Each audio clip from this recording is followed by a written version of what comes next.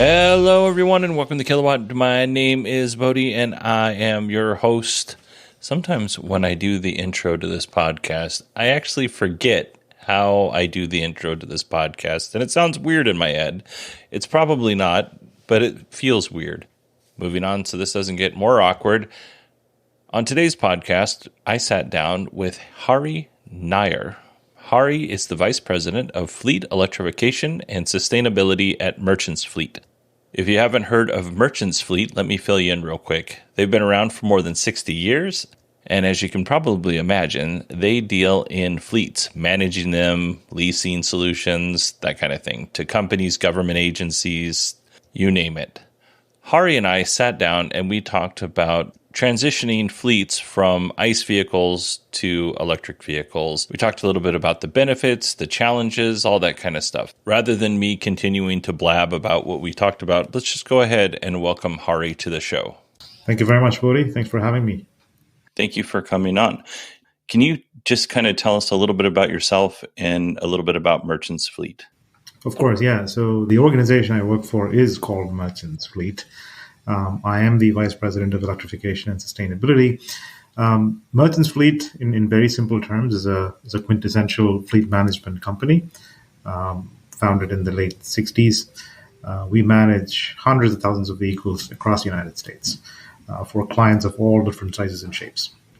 What sets Merchants apart from the rest of the fleet management industry is we're the fastest growing fleet management company in the United States, and we have aspirations to be the most electric fleet management company on the planet. That is really what I'm here to help transform Merchants, and in the process also transform our clients. The pathways to getting that is to become the real experts in electrification, both on the EV side and also the infrastructure side, because both have to go hand in hand. Now, the question may be, what is a fleet management company do?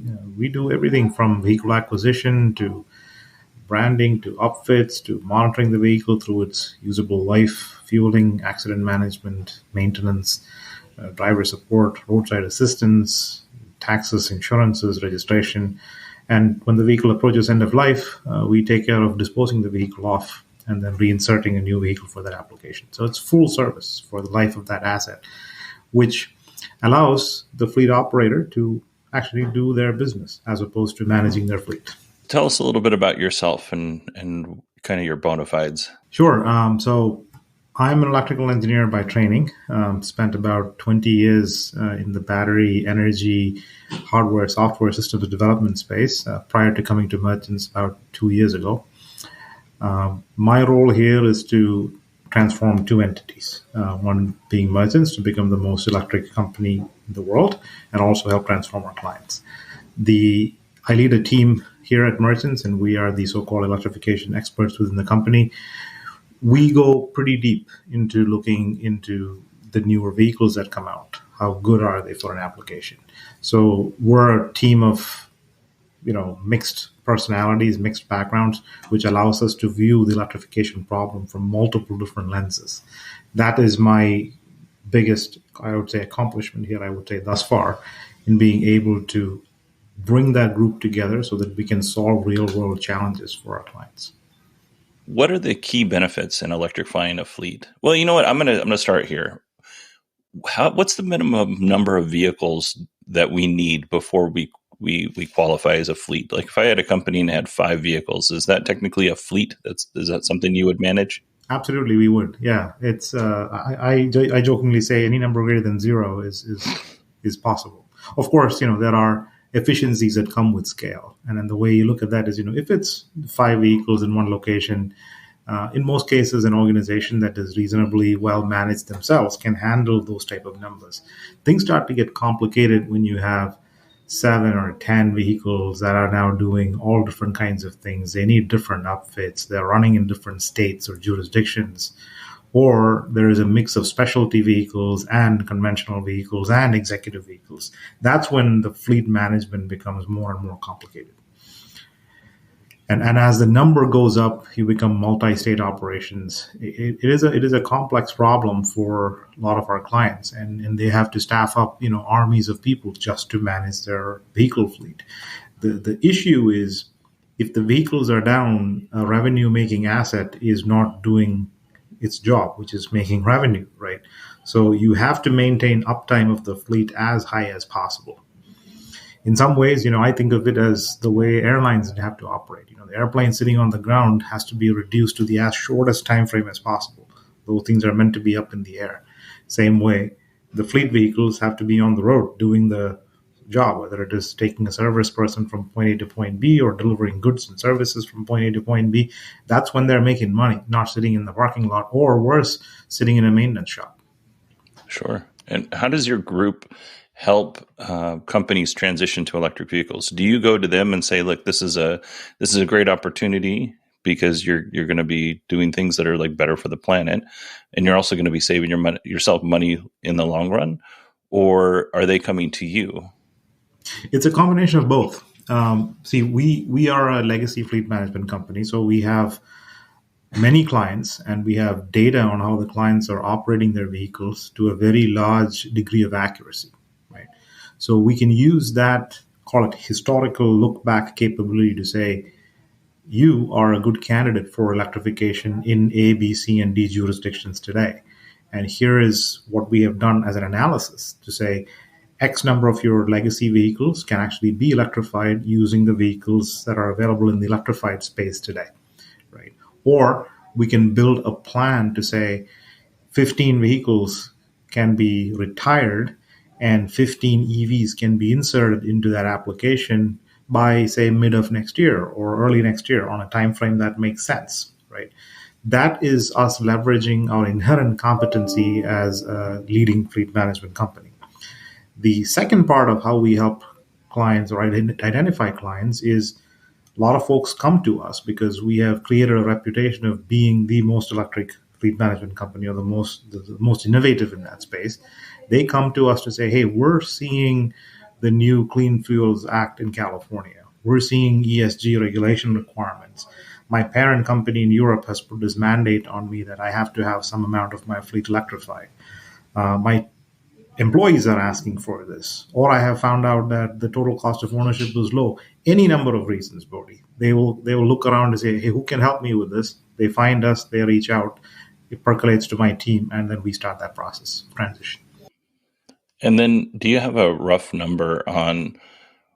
Because buying an electric vehicle up front is usually a little bit more costly, although that is coming down. How long before companies realize like a savings?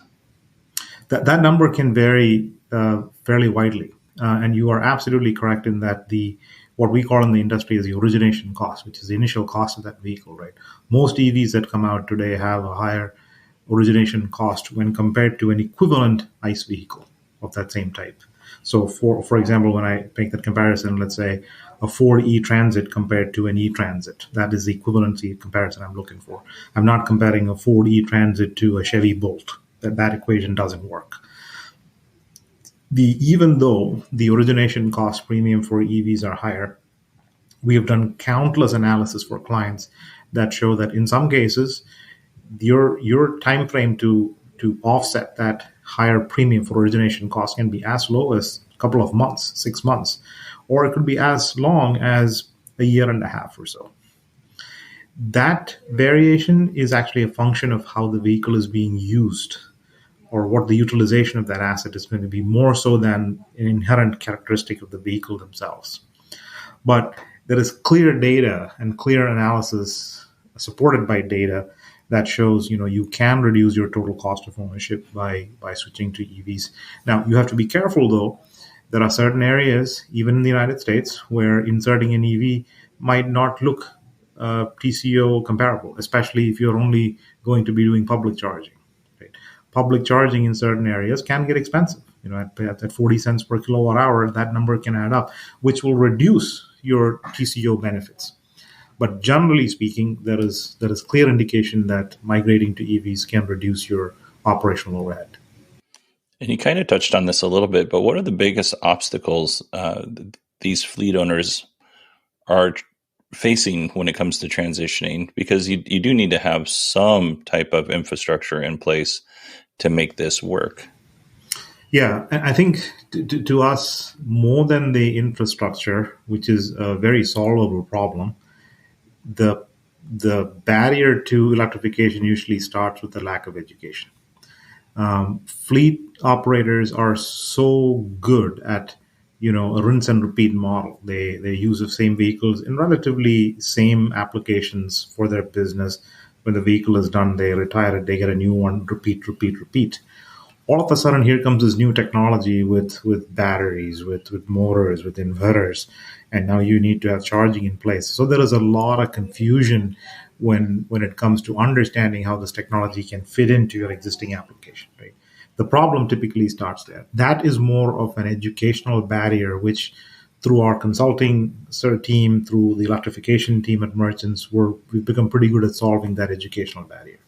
Once you're past that, then the biggest barrier in the industry today boils down to two things. We touched upon this previously. The origination cost of some of the vehicles are higher. So if you're comparing an e-transit to an equivalent vehicle, right, the cost of the electrified vehicle is going to be higher. So we have to justify how that fits into the financial model for the client who's willing to adopt. Third comes the infrastructure challenge. Where are you charging these vehicles? How are you charging them? What is the type of charger that you need? Do you need a combination of residential charging, depot-based charging, and public charging? Or do you need something that is only depot, right? That, again, falls into that consultative model that we use to help clients transition. Yeah, that was going to be my next question. For whatever reason, a lot of roofers live in my neighborhood, and they all have trucks that are provided for them by their companies. And if they went to an F-150 Lightning, for instance, they don't. They go directly from their house to the job. They don't stop anywhere. So these companies seem to be open to residential charging. We're seeing an uptick actually in companies who are willing to supply residential charging equipment. In fact, it is an area of focus for us because we have a lot of those type of service vehicles in our portfolio that are take-home vehicles. Now, let's get a little bit granular on that. It is unlikely that a huge market will form where a Class 8 tractor is being taken home every single day. That doesn't really happen, right? They typically always gravitate towards a yard or a depot setting. It's the vehicles that you mentioned, the Lightnings, the light-duty, medium-duty pickup trucks, Class 1, Class 2 cargo vans. Those are the type of vehicles that go home. In a residential setting, typically these vehicles are idling for anywhere from 6 to 8 hours overnight. That 6 to 8 hours is adequate to charge up the vehicle without having to invest in a super duper heavy fast charger in a residential setting, which is impractical to do anyways. So there is a convergence of the need in the industry and a technological solution that exists. And once you put the two together, right, you can actually solve that problem of, the roofer now has to go from his house all the way to a job site without having to stop anywhere for charging. That is achievable today. I'm assuming you're tracking these vehicles in some way, shape, or form, right? How are we getting that information? Are you just sucking up the data from the car? Do you install something? Is it a combination? Are you relying on reporting from the drivers? It's a combination of all of that. Some of the newer vehicles have built-in telematics systems that are reporting out, odometer, how many miles are being run, when it is being fueled, when it is idling, all that type of parameters. Some of the mid-year vehicles, looking back in time, mid-year is, say the 2010 to 2015 type time frame model year vehicles, they may not have built-in telematics. So then in those cases, you can actually install third-party telematics, which can provide the data. Very older vehicles may not have that level of support, but that's also where we come in, right? You don't want to be operating an extraordinarily old vehicle because your risk of maintenance, catastrophic maintenance expenses are very high. So we try to defleet them at the right point in the market. But back to your specific question, we can look at a whole set of data parameters. How many miles is being driven? How many miles monthly, annual, daily? That type of analysis. What's your cost of fueling? What is the geographic area that these vehicles are operating in? And I'll touch upon geography in a little bit. What is the driver behavior of these vehicles? Are these vehicles typically being driven at 90 miles an hour, or is it stop and go traffic conditions, right? All of that factors into providing a derivative to say, okay, X, Y, and Z assets in a bigger fleet is good to convert to EVs. Now, why does geography matter? For a couple of reasons.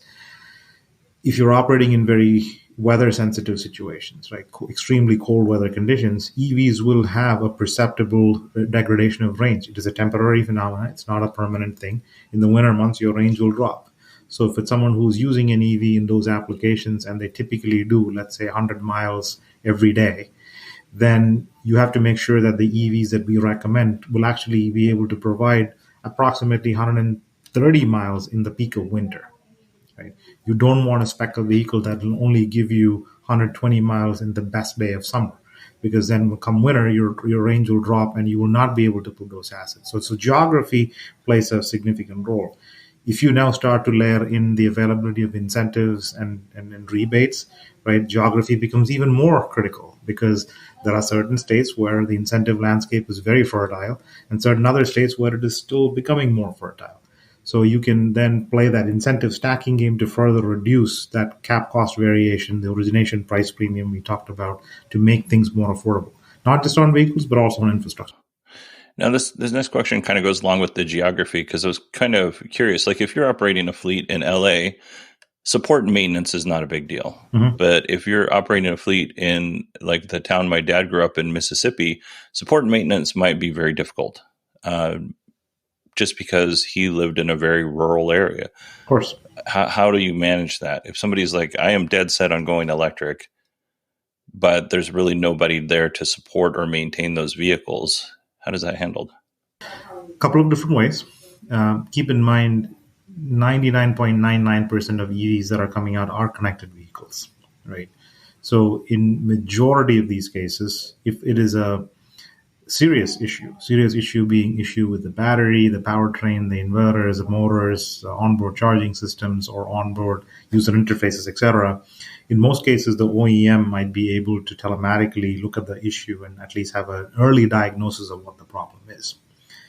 Normal things, tires, brakes, windshields, mirrors, wiper blades, tail lights, headlights, pretty much you can take it to any shop. Now, the shop may not understand what vehicle that you just showed up in. Because a couple of days ago, I got pulled over, and the police officer who interacted with me was more interested in the vehicle than in the perceived infraction that I did, which wasn't anything. So we had a nice conversation, and he went on his merry way, gave me a warning, and I went home with my warning.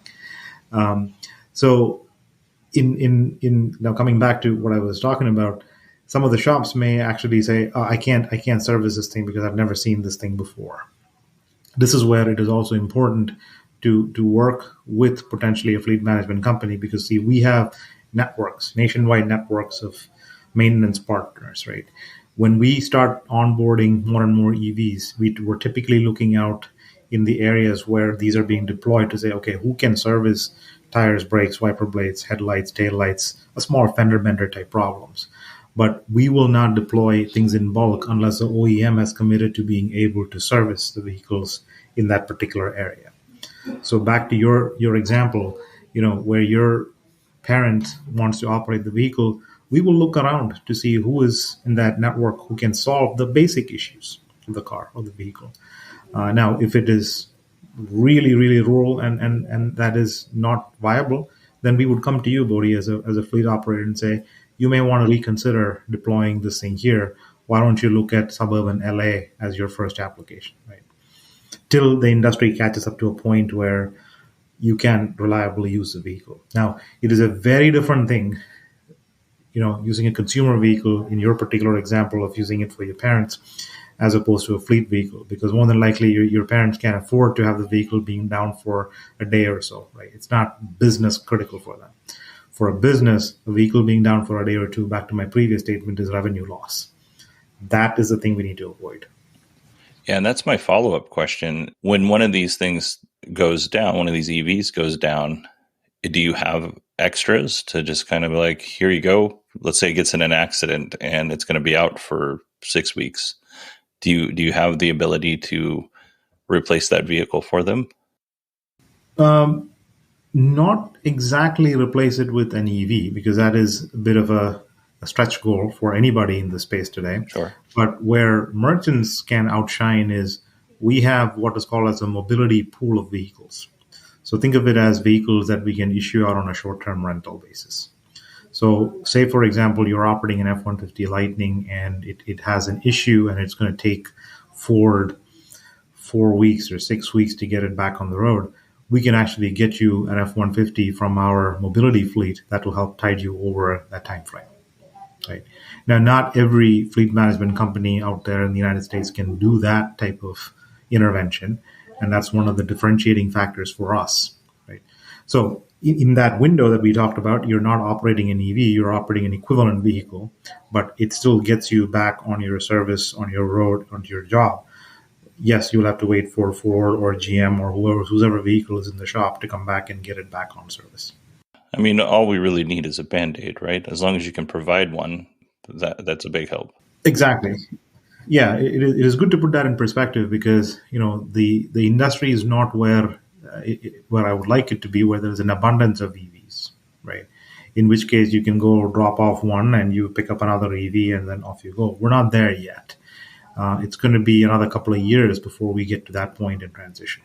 I would imagine if you're doing something like if you are part of some sort of social services government group, it's pretty easy because you could just go out and buy 50 Ioniq 5s. But exactly. It's probably a lot more difficult if you're doing anything that requires manual labor. You mentioned the Ford E-Transit, right? Mm-hmm. What other vehicles are companies wanting? So rather than give you names or sound like we're endorsing one versus the other, the way we look at it is which of these industry segments are more likely to transition and try to line up vehicles to that, right? Last mile delivery space, just because as a species we've gotten so good at ordering things from your smartphone and expect it to be showing up in our driveway within minutes, right? Last mile delivery space is a big booming area, and it is also one of the areas that is relatively easy to electrify. The types of vehicles that go there are typically class 1, class 2 type vans and small box trucks. Those are all electrification friendly today.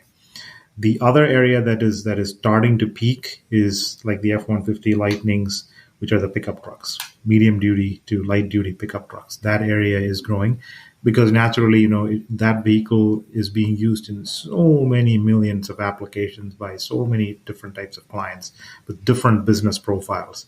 That is an area of extremely high growth potential. The next is actually B2B area in, say, the class 3 to class 5 trucking space. This is for warehouse to warehouse, medium distance or middle mile area, as we call it in the industry, where you're moving goods from a point A to a point B, not really consumer facing. Think about a big warehouse moving equipment from one place to the other. That keeps the last mile deliveries up and running every single day. Those type of applications are also seeing a spike in EV demand. Excellent. Well, Hari, is there anything that I should have asked you that I didn't ask you?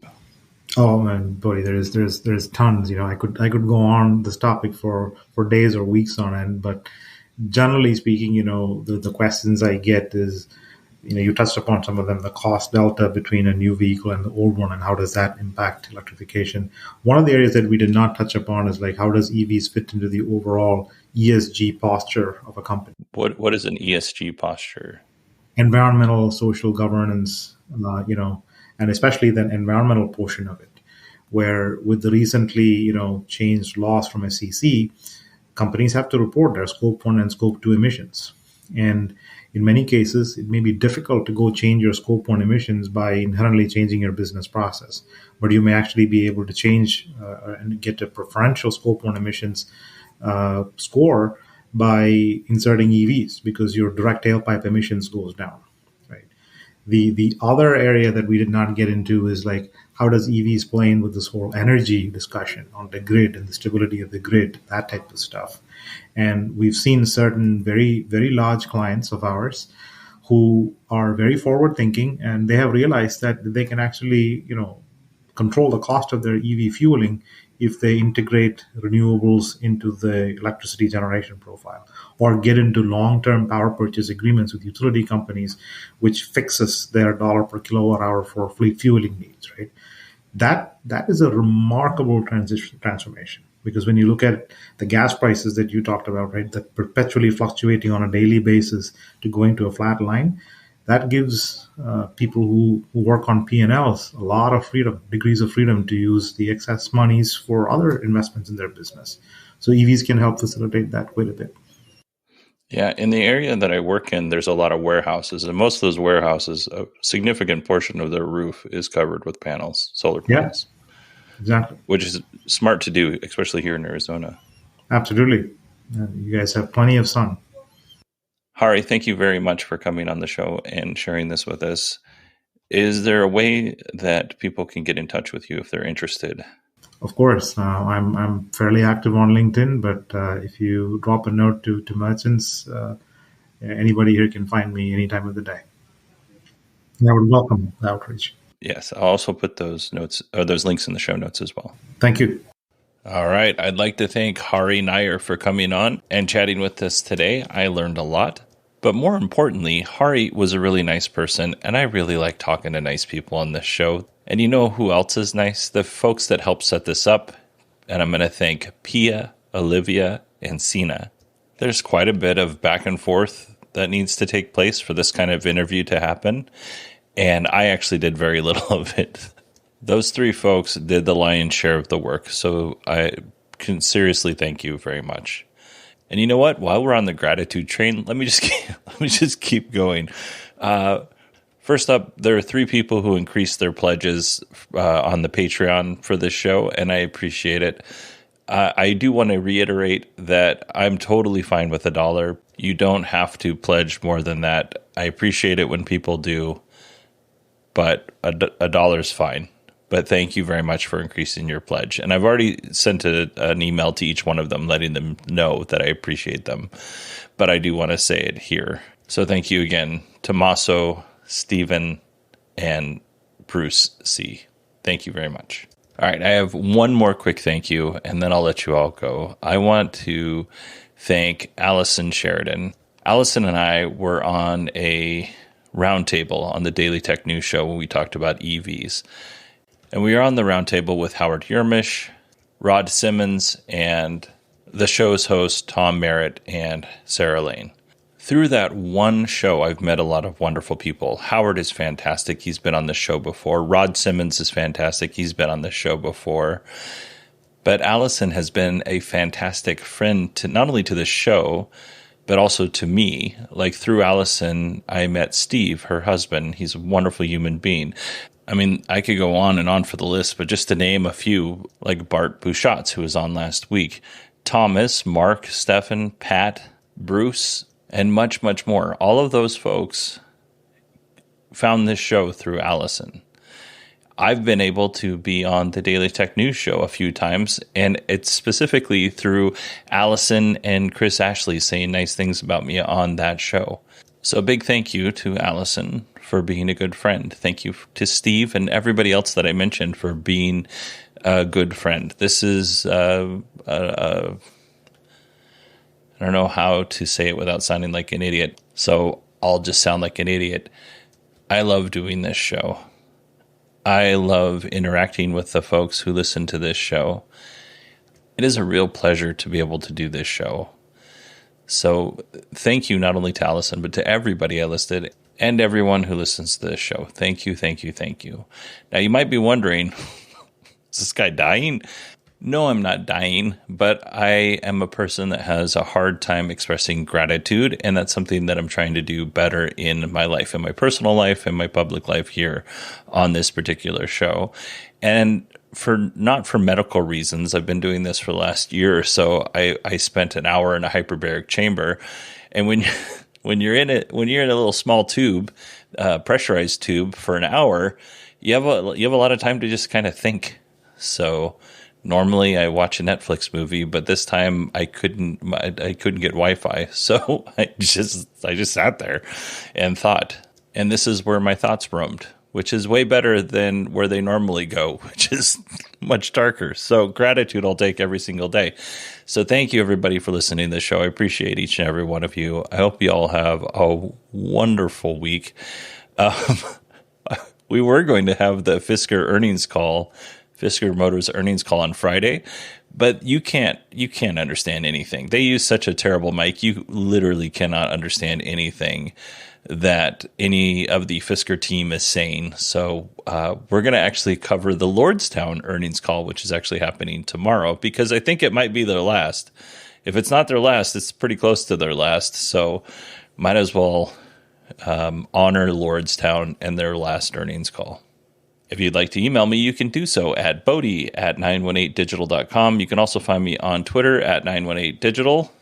And thank you again for listening. I think I already said goodbye, so let's just play the music.